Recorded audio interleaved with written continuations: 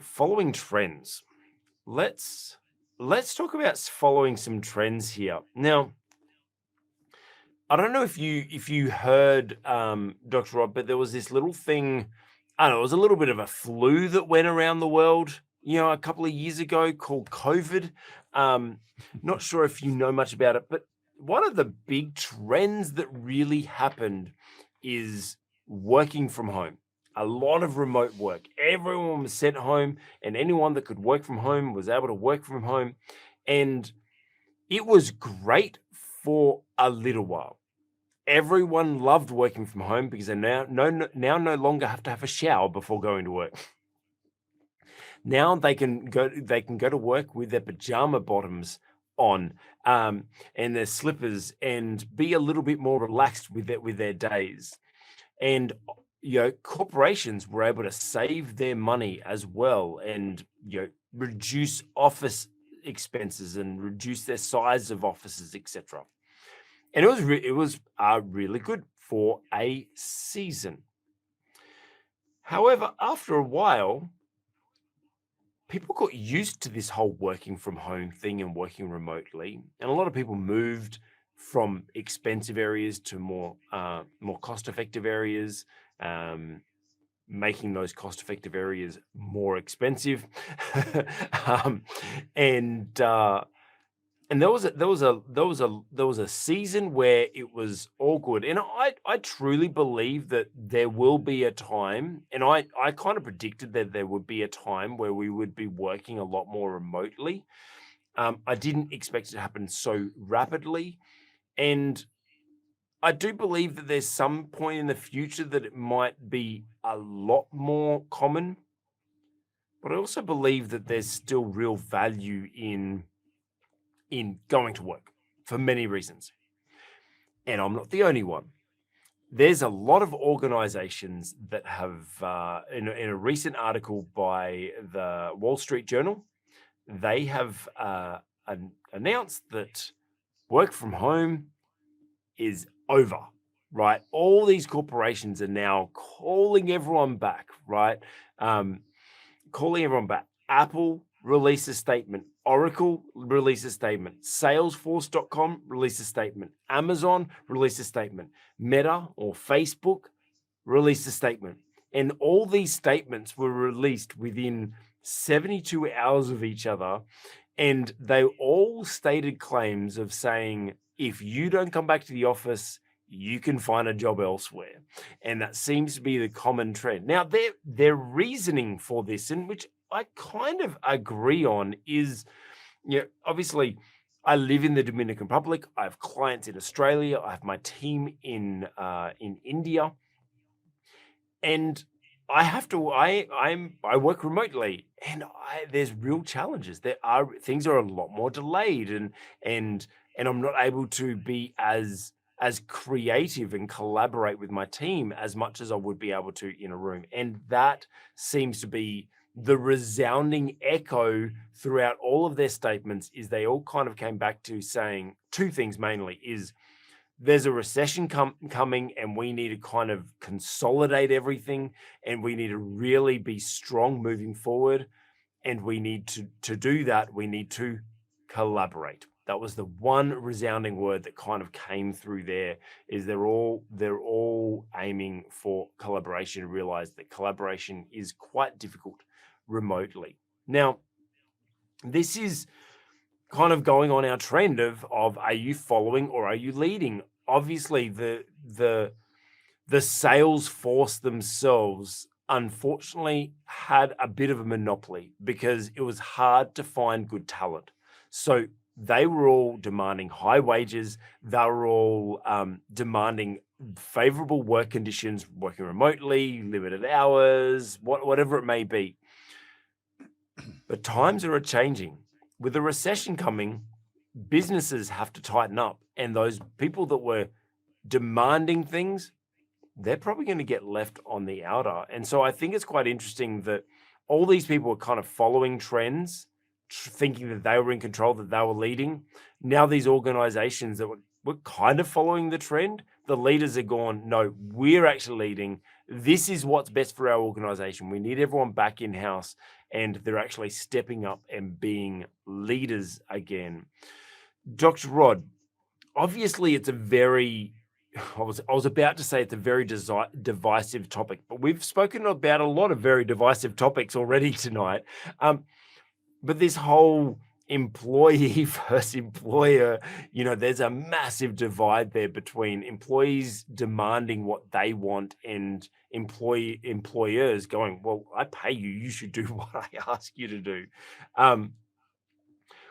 First of all, how do you as a leader make this kind of hard line decision when your organization, your team or whatever kind of,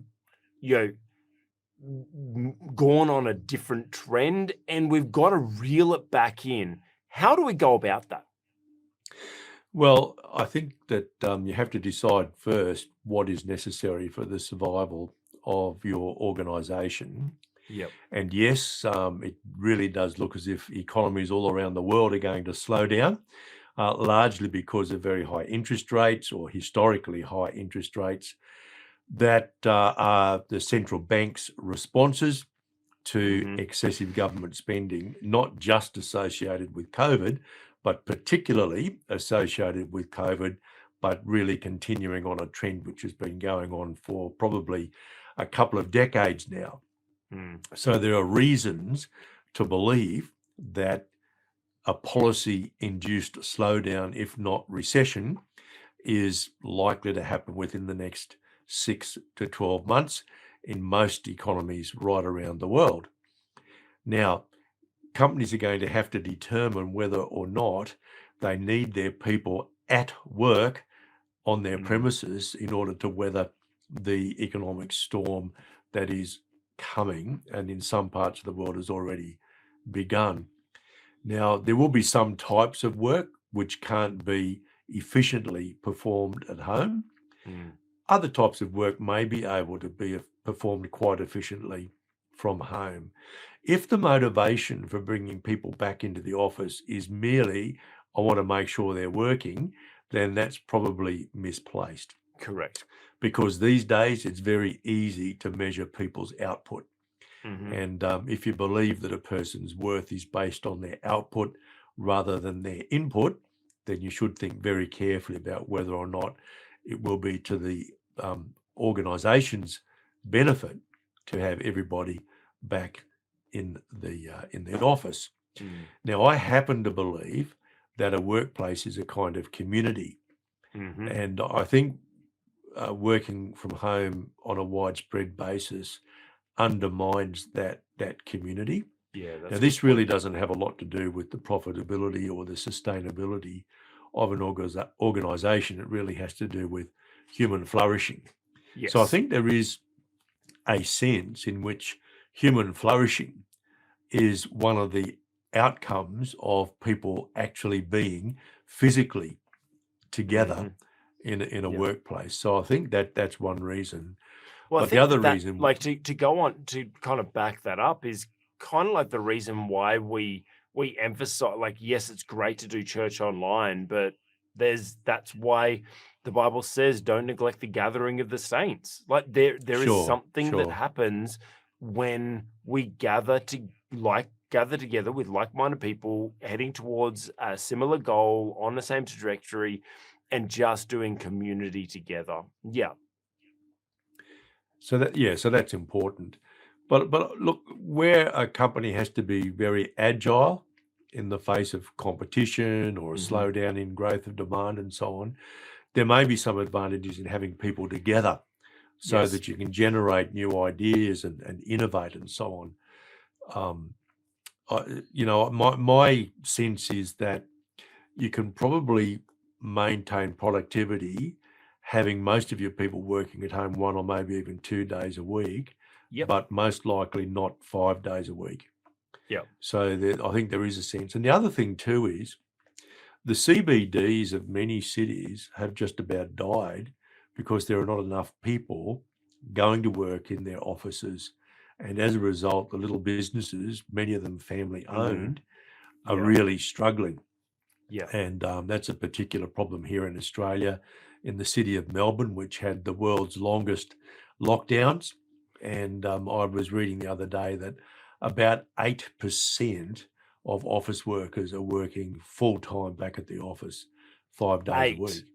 as About in single 8%. digit Yeah, 8. yeah. Now, Wow. that doesn't mean that only 8% of city workers are there at any particular No. point in time, because there are lots Yeah. who are there 2, 3, or 4 days a week.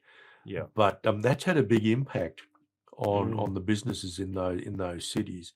So I think there are lots of reasons other than purely sort of the economic interests of the individual organisation for having people back at work. And the other thing too is, I don't know whether people realise this, but there's a loneliness epidemic. Yes. Uh-huh. And universities now have loneliness studies, for goodness sake. At least in some universities, that's the case, because Well, with all this working from home and so on, yeah. there's loneliness. And of course, we also know that the COVID lockdowns were associated with an increasing incidence of domestic violence. So look, there are lots of good reasons for having people at work in the office. But I suspect that in some of those large corporations, they haven't yet really built a strong case that their productivity will improve, but they've got this kind of gut feeling that we can keep closer oversight of our people if they're actually in the office. Not that you Yep. necessarily can, because there's such a thing as what we call presenteeism, where people are present at work, but they're not really at work. Exactly. Yeah. And that's going to happen whether or not you've got people in the office or working at home. They're scrolling through the Seek ads looking for another job while they're Maybe on so, your maybe on your so, clock. yeah. Yeah.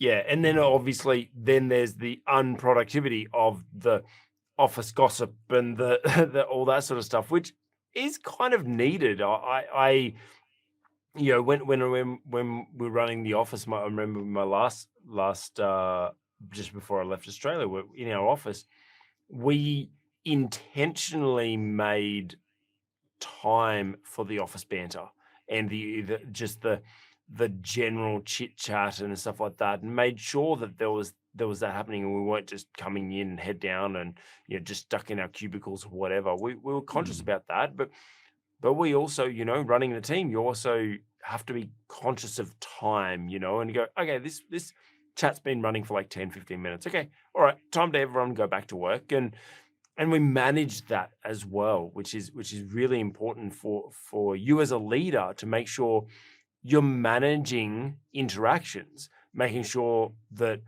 people are still having that community, but making sure that it's not just a social event. There is work getting done, right? And so we need to be aware of those things.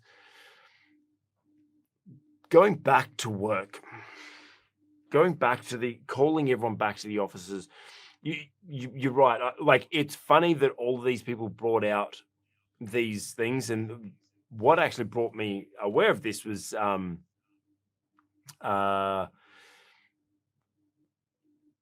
blank on the name. Valuetainment, the Valuetainment podcast. They PDB podcast. Patrick Bet David is he was sharing this article, and they brought out all these different articles of all these people making these announcements since. And it's interesting that they brought up the fact that it all happened within 72 hours of each other. These guys must be talking to each other. And it's like, yeah, I mean, you don't often think about it, but like, these are all the biggest organizations in the world. These are great leaders that are getting together. Obviously, we don't unknown, unproven. This is mere speculation, but all of these decisions and everything all happen within the same time, all with the same language, and it just seems like these leaders are getting together and having conversations. And I actually think that's a really good leadership principle, right? Now, you are not, but Dr. Rob mentioned about being, this loneliness, this epidemic of loneliness.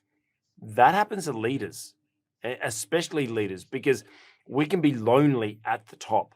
We can be lonely while running our organizations, and it's important for us to be in community with other people that are like us. And I think that like I just see this idea of the Mark Zuckerberg and Tim Cook and Jeff Bezos and all these guys all sitting around together in a board meeting. Could you imagine the conversations that they're having? They would be knowing, because obviously they would have their best experts doing research and forecasting and everything like that, and they're getting together, all speculation, but they're getting together thinking about like what do we need to do because something is happening. And I think that this kind of like in leadership, are we following or are we leading? Well, these guys seem to be leading, but they're leading together. That's kind of way that I kind of see it, is they're like, right, let's all get together and let's form our own trend. Our employees have had their trend of trying to have our heads over a barrel, so to speak. We're all going to stand together and we're all going to make the trend go back the other way. And so there's power in not being alone. So my encouragement to you as a leader is make sure that you're rubbing shoulders, so to speak, or you're getting together with like-minded people that are in maybe in different industries to you or the same industry and doing at the same kind of level as you, and just making sure you're getting together and getting information and understanding each other so that you can make the decisions to move your business forward, move your organization, and move your team forward so that you're really leading the trends rather than just following trends. Hey, you've just watched an excerpt from the On the Cube with Leadership podcast. If you've liked that, give it a thumbs up. If you've got any thoughts of how it challenged or helped your leadership, put a comment below. And we'd be honored if you would consider subscribing for more leadership content. Also, make sure you check out the playlist for more episodes like this.